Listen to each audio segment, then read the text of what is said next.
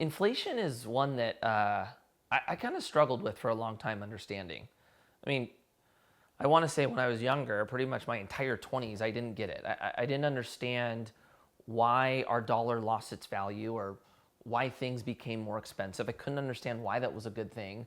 And it felt like it went against all the principles that I was taught. Like what I was told was, you know, control your spending, be a diligent saver, stay out of debt. Those were like, you have to do these things to succeed.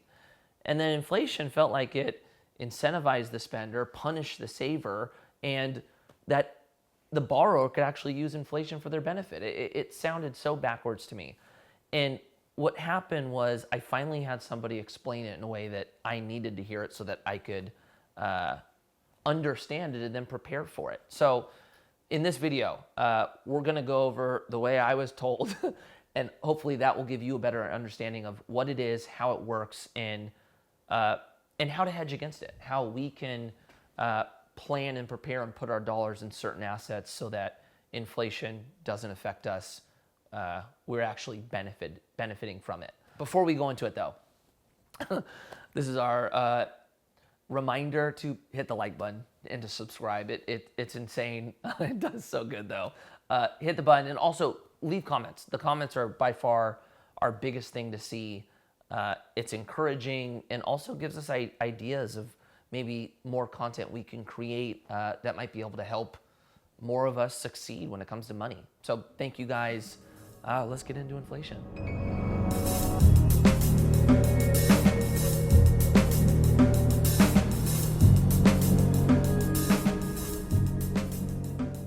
All right, so what is inflation?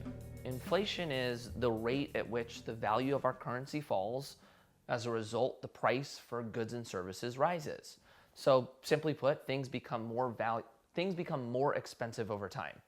And this really becomes noticeable as you get older. Like just the other day, my daughter's great-grandparents are over.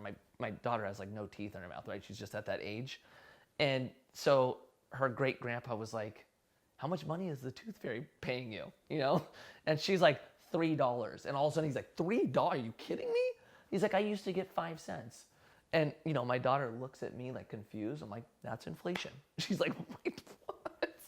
So, but seriously, after time, it's really noticeable. A tooth isn't a goods or service, but you think of it as our lifestyle. You have goods that would be, you know, food, transportation, utilities. Then you'd have services that would be, you know, work, labor, healthcare, entertainment. And inflation is basically the rise in price of production and services. I think that's the best way to look at it. With inflation, you also have deflation, which is the exact opposite of it. It means the prices of goods and services go down, which means your purchasing power of your dollar goes up. And, you know, if you're like me, the first time I heard that, I was like, isn't that a good thing? You mean my dollar can buy more things? The challenge with it is it's not as good as it sounds. If we're in a moment of deflation, that means your job could potentially go away. That means the economy's slowing, prices are basically going down, and a lot of companies are going out of business. So deflation, as cool as it sounds that your dollar can buy more, it's not necessarily a good thing for the total of, I think, our society. What causes inflation? And at the simplest form, it's supply and demand. You see inflation when there's more demand than you can supply. So, you know, if you have like a product that becomes super popular, everybody wants it, and you can't make it quick enough, that's gonna bring the prices up. What's funny is you see a lot of companies try to like artificially keep the supply down, the demand up. Supreme is like kind of a perfect example of it, where they had so much demand and they would only put out these limited runs. And it wasn't because they couldn't make it, they just wanted it to feel like there wasn't enough out there. And then they were able to continue to basically drive that price up. This would also happen if the supply of goods and services is restricted for any reason while the demand still stays the same. And this is something that's actually happening right now in the skateboard industry. The people who make our boards, the board manufacturers, are having a hard time getting material. And so they can't create enough product that we need to then buy, put our graphic on, and then sell based on what the actual demand is. And because of that, the prices have gone up. They've increased their price for us, and they've also limited the amount we could buy from them. So then on our end, what that means is we can't supply demand and we have an increased cost. So what you're going to see, because the supply chain was disrupted, is all board companies are going to start becoming, all boards are going to become more expensive. That challenge of can't get boards made makes its way all the way back to the consumer, and then you see prices going up. The third reason, and I think this is probably the most common one right now, is if the Fed injects too much money and credit into circulation throughout the nation. And that then brings the price of our dollar down and increases the price of goods and services. And pretty much what that means is there's too much money in circulation chasing too little of goods and services. So then deflation would be the opposite. It would happen when there's too many goods out there and or not enough money circulating to purchase those goods. Again, lack of demand now. So think of you being a company, you have a ton of products sitting on the shelf and you can't move it. There's not enough demand for it. What do? You end up bringing prices down. So that would be an example of how lack of demand or not enough people wanting to purchase is going to bring prices down. So as you can tell, with inflation and deflation, what you're trying to do is find like a healthy balance between the two. And that's exactly what government in the 1970s set out to do. They created monetary policy to have a constant yet controlled inflation rate. And what they target is about a 2% annual inflation rate. And over the last decade, we've seen it as low as 0.1% and as high as 3.39%. So what they're trying to do with policy is have a constant healthy rate that balances out inflation and deflation. So now to bring it all back to why a constant and controlled inflation rate is good. And remember in the beginning I talked about I didn't understand why it incentivized people to spend. Well, this is what was explained to me, and then it kind of started making sense. When you incentivize, let me say it a little differently.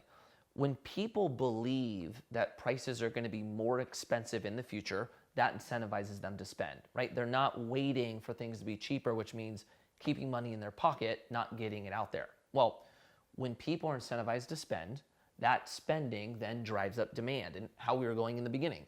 When demand goes up, production needs to go up. For production to go up, you need to hire more people, and this whole kind of circle helps the economy. Whereas if you think things are going to be cheaper and you're keeping money in your pocket, that means demand goes down, and like we talked about earlier, then prices go down, then business close, and then economy suffers. So it's the idea that having a small inflation rate to incentivize people to get dollars to work actually builds the economy and puts us all kind of in a pretty good spot. So if a constant and controlled amount of inflation means more business and more economy, how do we then hedge against inflation and put ourselves in a position to not suffer from it financially?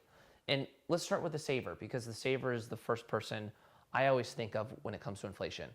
If you are just a saver, which is, it's so powerful. To have the discipline and dedication to save is huge. But when you just stop there, your money is losing value every time you hold it. So you have to think of saving as essential, but just one of the two-part plan. So don't stop at saving. Once you become a saver and then you have money to then put into investments, you have to put it into investments. And when you're looking at investments, think, if an investment pays me 2% each year, annual interest, that is allowing me to keep up with inflation. So at least my dollar isn't going down in value. And then if you're like me, I like looking for investments that are greater than 2%. I want to actually make money on top of inflation. So don't stop at saving. I think the best way to think about this whole process is I need $1 today to have the same purchasing power 10 years from now. And that just keeps up with inflation. But when you're trying to achieve financial freedom and getting money to work for you, I like going beyond the 2%. So how most people hedge against inflation, I think the most common one we hear is gold. People invest in commodities, or maybe like more broadly in an ETF. Real estate. Real estate is one that I love. It's my personal favorite against inflation, because with inflation, rents go up. And when rents go up, that benefits your investment. But with all that said, when hearing this piece, it very much makes you feel like cash is trash and this stuff just goes down. You need to get it all out there. Not all of it. There's something very important about sitting on cash. So yes, we don't want it all to be in cash, but cash is good for reserves. Something in our life always happens that's unexpected. You need cash for opportunity. So make sure you do have some cash always sitting on the sideline. Yes, you're going to feel inflation if you're just looking at this one component, but when you look at the total picture of your portfolio, it's performing at a rate where you're still making money, but there's something very important about cash. So that is how inflation was explained to me.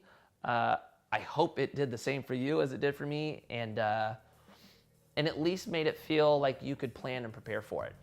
Leave it in the comments though. Let me know if this helped. Let me know if you've ever experienced it. I think as you get older, you'll have more stories and things you guys are doing. And at the end of the day, we appreciate you guys. Thank you, and we'll see you on the next video.